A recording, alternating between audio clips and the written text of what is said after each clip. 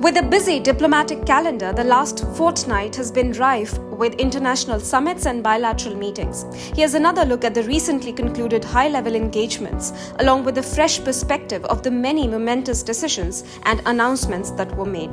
Namaste, you are watching New India Junction. I'm Nivedita Tiwari. Let's have a quick look at the recent engagements that India had with the world. The Indian government, particularly Prime Minister Narendra Modi, have all but redefined the meaning of a power-packed weekend, an apt addition to a month packed with one high-level meeting after another. The highlight of the week has of course been the G20 summit chaired by Saudi Arabia on November 21 and 22, centered around realizing opportunities of 21st century for all.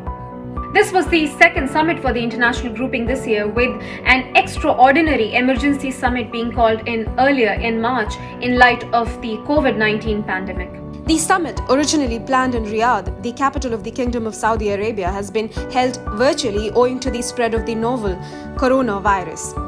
Interestingly, the G20, which is a grouping of the world's top 20 economies, has maintained that even as the pandemic is far from over, there are signs of gradual economic revival being witnessed. Another view, one of great import, was also the part that these economies play when it comes to sustainable development vis-à-vis their efforts to combat climate change. In his address at the summit, Prime Minister Narendra Modi stressed upon India's excellent record in meeting the targets of the Paris Agreement.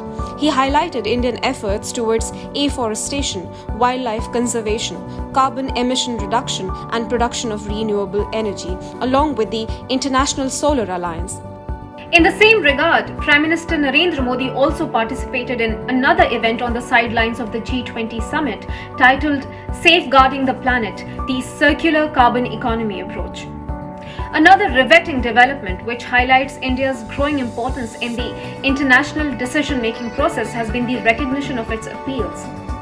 Just as the summit began, Saudi Arabia also agreed to correct the misrepresentation of India's map that appeared in currency notes earlier this year. Moreover, in the light of the pandemic, it was decided that India will be hosting the G20 summit in 2023. Following the summits to be held in Italy 2021 and Indonesia 2022. The joint declaration, also called the G20 Riyadh Summit Leaders' Declaration, has also reiterated the need for a more inclusive multilateral effort to combat the COVID-19 pandemic. It also states the need for any and all assistance to small island countries and regions like Africa through the Financial Action Task Force. On the regional front, Prime Minister Modi, along with the Bhutanese Prime Minister Dr. Lothe Tshering, launched the second phase of the RuPay cards in Bhutan on November 20. With the launch of RuPay cards in Bhutan last year, Indian card holders were able to access ATM and POS network in the mountainous country. The second phase will now allow the Bhutanese card holders to access the RuPay network in India. During his address, PM Modi highlighted the many facets of the India-Bhutan partnership, like in the space, telecommunication and broadcasting sectors.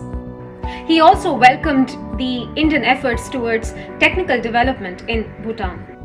On the European front, India held the first formal virtual bilateral summit with Luxembourg in almost 2 decades. In a discussion with Prime Minister of Grand Duchy of Luxembourg, Xavier Bettel, PM Modi highlighted the shared values of democracy, the rule of law and mutual cooperation.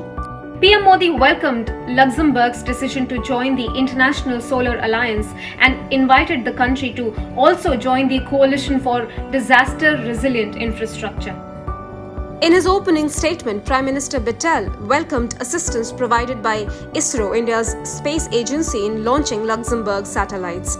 He also stressed upon a more comprehensive mechanism for people-to-people exchanges through business, educational and cultural opportunities. Over the last month, there have been a plethora of multi- and bilateral meetings between the highest levels of governments.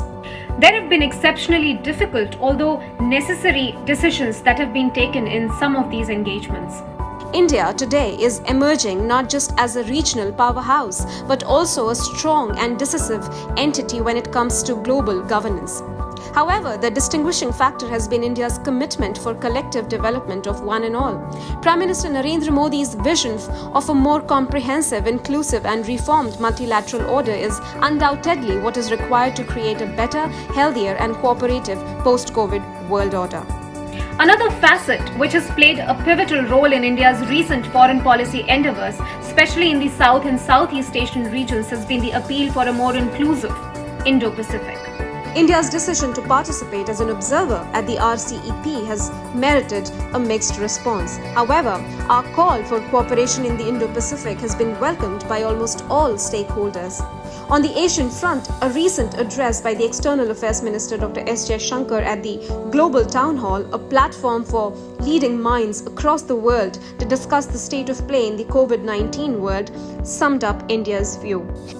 He reiterated the emerging multipolarity around the world and the balancing process it has beckoned. With regard to the Indo-Pacific, the External Affairs Minister highlighted positive cooperation, citing the medical and the developmental assistance provided to Solomon Islands, Nauru, Papua New Guinea, Kiribati, Tonga, Tuvalu and Palau. The External Affairs Minister maintained that the idea of a free and open Indo-Pacific is the precursor for greater and more effective global cooperation. A more in-depth analysis also highlights Indian efforts to positively engage as many diplomatic partners to usher in global cooperation for collective good.